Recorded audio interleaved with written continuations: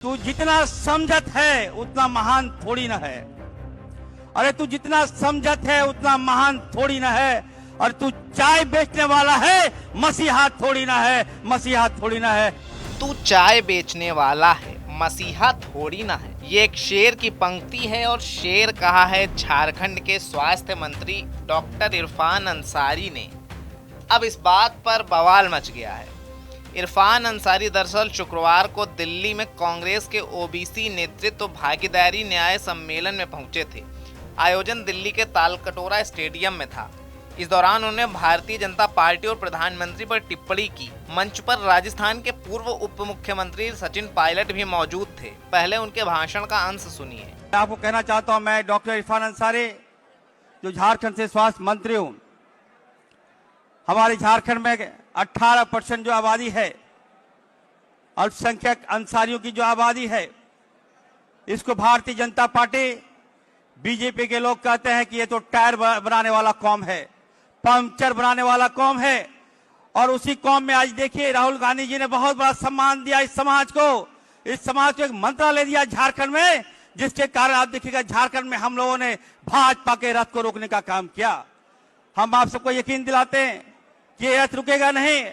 हम लोग बिहार भी जाएंगे और बिहार में हमारे समाज 26% हमारा समाज है, इसको भी हम लोग बताने का काम करेंगे कि देश का दुश्मन यदि कोई है तो भारतीय जनता पार्टी है। इस समाज के यदि कोई दुश्मन है तो भारतीय जनता पार्टी है। इसकी लड़ाई आदरणीय राहुल गांधी जी लड़ रहे हैं, हम लोगों को मिलकर इसका साथ देना है।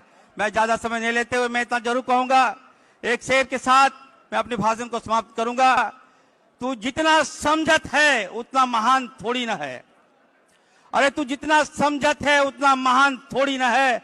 और तू चाय बेचने वाला है, मसीहा थोड़ी ना है, मसीहा थोड़ी ना है। वहीं पूर्व नेता प्रतिपक्ष और भाजपा नेता अमर कुमार बाउरी ने कहा कि इस तरह के बयान के लिए इरफान अंसारी को सार्वजनिक रूप से माफी मांगनी चाहिए। उन्होंने इरफान अंसारी को अपना इलाज करवाने की भी सलाह दी। कांग्रेस के पिछड़े वर्ग के सम्मेलन में, पूरे राष्ट्रीय सम्मेलन में डॉक्टर इरफान अंसारी, जो वहाँ एक मिनिस्टर के साथ साथ पिछड़े वर्ग के प्रतिनिधि के रूप में शामिल हुए थे झारखंड से, उनके द्वारा पिछड़े वर्ग के एक व्यक्ति जो आज ही जिन्होंने दूसरा लंबा समय प्रधानमंत्री के रूप में इस लोकतंत्र में बनाया है, आदरणीय नरेंद्र मोदी जी सबके प्रिय भी है और वो वर्ग विशेष से भी ऊपर जाकर के वो भारत के एक सर्वोच्च राजनेता भी है, उनके ऊपर जो उनकी टिप्पणी है वो साफ दिखलाती है कि इरफान अंसारी मानसिक रूप से क्षिप्त नेता है, जिसका पूरा ध्यान सिर्फ और सिर्फ सुर्खियों में बने रहना होता है। उसके कृत्य अपने डिपार्टमेंट या अपने कार्यों से अलग कैसे हम सुर्खियां बटोरे उसके लिए होता है। और अगर हम कुल मिलाकर के कहें तो प्रधानमंत्री जी को एक जो उद्यमी या कुशल श्रमी क्या कहें कि भाई जो कर्म प्रधान कार्य के लिए वो लोग बराबर टारगेट करते हैं और उनको नीचा दिखाने का काम करते हैं। विशेष करके जो राजतंत्र वाले लोग हैं, जो परिवारवादी पार्टियों के लोग हैं, जिनको लगता है कि हम ही सत्ता में बने रहने के लिए और सत्ता करने के लिए हम ही पैदा हुए हैं। राहुल गांधी, सोनिया गांधी और गांधी परिवार जैसे लोग हैं, या फिर इरफान अंसारी के परिवार जैसे लोग हैं। एक चाय बेचने वाला देश का प्रधानमंत्री बन जाए तो इनके पेट में दर्द होना ही होना है। पहले भी जयराम रमेश जैसे नेताओं ने उनको इस तरह की भद्दी टिप्पणियाँ की थी। जयराम रमेश या कोई दूसरे नेता थे। और फिर से चाय बेचना कोई अपराध नहीं है, चाय बेचना कोई शर्मिंदगी का बात नहीं है।